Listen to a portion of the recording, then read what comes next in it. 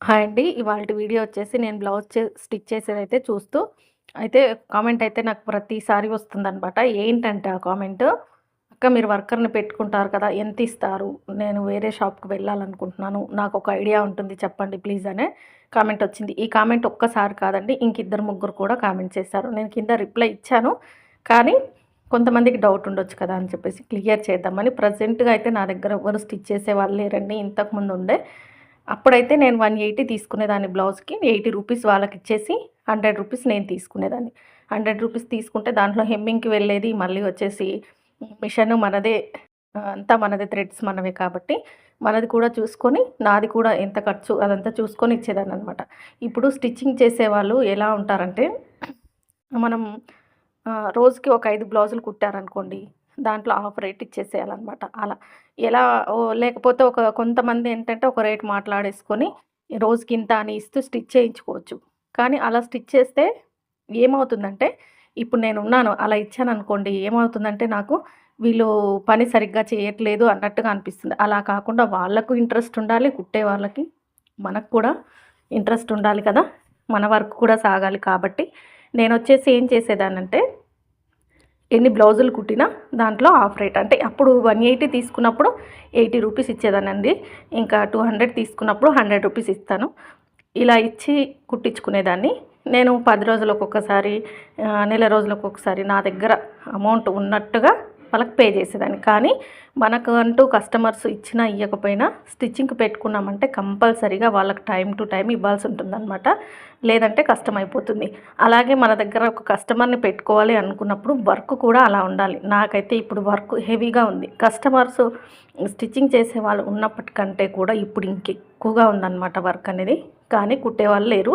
నేనేంటంటే నా దగ్గర కుట్టేవాళ్ళు ఉన్నప్పుడు చాలామంది కుట్టడానికి వస్తామని అడిగినప్పుడు నేను ఇద్దరున్నారు కదా అని చెప్పేసి వద్దన్నాను. ఒకేసారి ఇద్దరు ఒకరి తర్వాత ఒకరు రావడం మానేశాక తెలుస్తుందనమాట. వాళ్ళ ఫోన్ నంబర్స్ అయినా తీసుకొని ఉండాల్సిందని చెప్పేసి. ఇంకా నేను స్టిచ్చింగ్ చేయించుకోవాలంటే మాత్రం ఖచ్చితంగా వర్క్ అనేది నీట్‌గా ఉండాలండి. నేను ఎక్కువ ఎక్కువ రోజు 10 బ్లౌజులు కుట్టేసేయాలి. రోజుకి 2000, 3000 రూపాయలు సంపాదించాలి బ్లౌజుల పైనే అన్నట్టు మాత్రం అస్సలు ఉండదనమాట. చేసిన వర్క్ వరకు నీట్‌గా ఉండాలి. అలా ఆలోచిస్తాననమాట. అందుకని చెప్పేసి నేను నేర్చుకునే పిల్లలకు కూడా ఒక్క బ్లౌజ్ కూడా ఇవ్వననమాట. ఎందుకంటే చెయ్యి అనేది అప్పుడే తిరగదు కాబట్టి ఇవ్వను. ఏమైనా పైకుట్లు అలాంటివి వేసి ఉంటే వేయించుకుంటాను. ఇలా మనం వర్కర్‌ని పెట్టుకున్నప్పుడు ఇలా అయితే పే చేసేదాన్ని. మరి బ్లౌజులు ఒక్కటేనా అక్క మిగతా సంగతి ఏంటి అని మీరు అనుకోవచ్చు.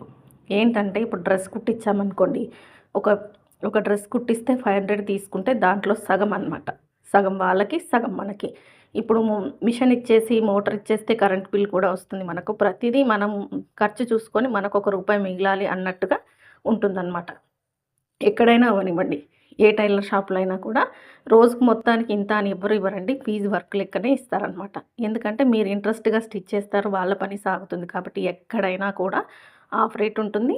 అంటే ఒక హాఫ్ రేట్ కంటే ఒక 10 రూపీస్, 20 రూపీస్ తక్కువ కూడా ఇవ్వచ్చు. కొంతమంది ఇస్తూ ఉంటారనమాట. కానీ అది స్టిచ్చింగ్ చేయడానికి వచ్చే వాళ్ళని బట్టి ఉంటుందండి. కొంతమంది పనేమీ లేదు కదా! సర్లే ఈ ఈ రూపాయన్నా వస్తుందని చెప్పేసి వర్క్ చేస్తారు. కానీ కొంతమంది ఒప్పుకోరు. రీసెంట్‌గా ఒక అమ్మాయి అయితే నా దగ్గరకొచ్చింది. తెలిసిన అమ్మాయే. నేను స్టిచ్చింగ్ చేయడానికి వస్తానక్క అని చెప్పేసి, సర్లే రమ్మని చెప్పాను. తర్వాత తీరా వచ్చిన తర్వాత ఒక బ్లౌజ్‌కి 150 రూపీస్ అడిగిందనమాట. తనకే 150 రూపీస్ ఇస్తే మరి నాకేం మిగులుతుంది? నేను తీసుకునేది 200. ఇప్పుడు normal blouse, lining blouse piping లేకుండా కుడితే 200 తీసుకుంటాను. పైపింగ్ వేసానంటే 250 తీసుకుంటాననమాట. ఇంక తనకే 150 రూపీస్ ఇస్తే నాకేం మిగులుతుంది చెప్పండి? ఇప్పుడు నేను 250 రూపీస్ తీసుకున్నానంటే దాంట్లో సగం తనకిచ్చేసేయాలి. మరి సగం కాకుండా ఎక్కువ అడుగుతుందనమాట అమ్మాయి. ఇంక నేను వద్దని చెప్పేసాను. నేనే ఇంకా స్టిచ్ చేసుకుంటున్నాననమాట. రోజు 5-6 వరకి ఈజీగా స్టిచ్ చేయగలుగుతాను. కాబట్టి ఇంకా వద్దని చెప్పేసాను. కానీ ఎక్కువగా ఆశించకూడదండి. ఎందుకంటే ఇప్పుడు వాళ్ళకి ఒక రూపాయి అనేది మిగలాలి కదా! అందుకని చెప్తున్నాను. మీరు ఎవరి దగ్గరికైనా వెళ్ళాలి అనుకున్నప్పుడు హాఫ్ రేట్, ఖచ్చితంగా హాఫ్ రేట్ తీసుకోవచ్చనమాట. మిషన్ వాళ్ళదే, థ్రెడ్ వాళ్ళదే ఉంటుంది, కటింగ్ వాళ్ళదే ఉంటుంది కాబట్టి ఒక హాఫ్ రేట్ వరకు తీసుకోవచ్చు. ఏది స్టిచ్ చేసినా కూడా హాఫ్ రేట్ వరకు మనం అడగొచ్చు. వాళ్ళు ఇస్తారు కూడా. వాళ్ళు లేదు ఇంకంతకు తక్కువ కుట్టండి అంటే చూడండి మీ ఏరియాలో ఎలా ఉంది, బ్లౌజ్ రేట్ ఏముంది, పక్కన ఎవరైనా స్టిచ్ చేయిస్తూ ఉంటారు కదా! ఎంత ఇస్తున్నారనేది కనుక్కోండి.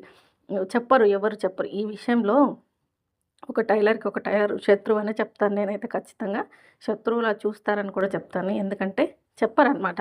లోలోపల వాళ్ళు తక్కువకి కుట్టినా, తక్కువ పేమెంట్ చేసినా, ఎక్కువ పేమెంట్ చేసినా పక్క టైలర్‌కి మాత్రం తెలియకుండా చేస్తూ ఉంటారనమాట.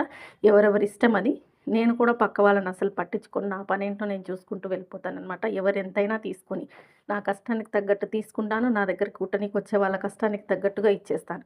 ఇప్పుడొచ్చేసి మా దగ్గర ఇప్పుడు 200 బ్లౌజ్ నడిస్తే 80 రూపీస్, 70 రూపీస్ ఇచ్చేవాళ్ళు కూడా ఉన్నారండి.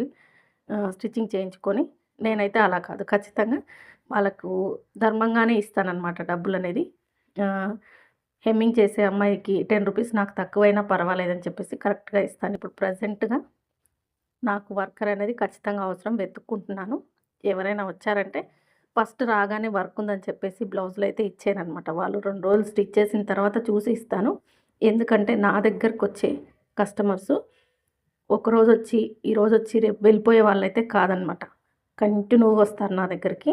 ఎప్పటినుంచో వస్తారు. నేను లేట్‌గా బ్లౌజులిచ్చినా కూడా నన్ను భరించి నా దగ్గరే ఉంటారనమాట. కాబట్టి చూస్తాను.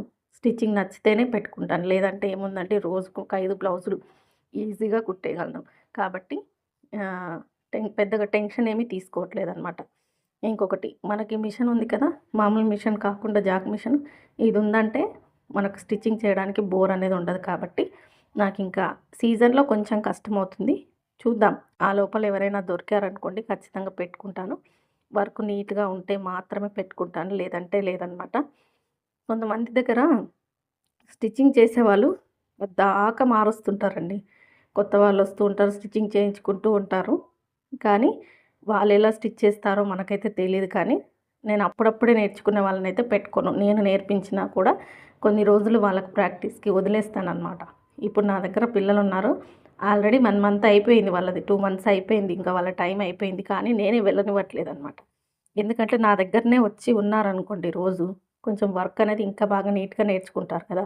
అందుకని చెప్పేసి వాళ్ళతో ఏ పని చేయించను. ఎప్పుడైనా పైకుట్లు వేయించడం, డబుల్ స్టిచ్చింగ్ వేయించడం ఇలాంటివి చేయిస్తాను తప్ప వేరే పని చేయించను. నేను కట్ చేసేది, నేను కుట్టేది, నేనేదైనా మిస్టేక్ చేస్తే తెలుసుకుంటారని చెప్పేసి నేను కఠినంగా అయితే మాట్లాడలేనండి. ఇదైతే ఖచ్చితంగా నేను 2 నెలలకు మాత్రమే డబ్బులు తీసుకున్నాను. 2 నెలలే రండి అని చెప్పేసి అనలేననమాట. అలా నా వల్ల కాదు. ఎందుకంటే మనం నేర్పించామంటే, మనం ఒక రూపాయి తీసుకున్నామంటే అది ధర్మంగా ఉండాలి. వాళ్ళకి రావాలనమాట.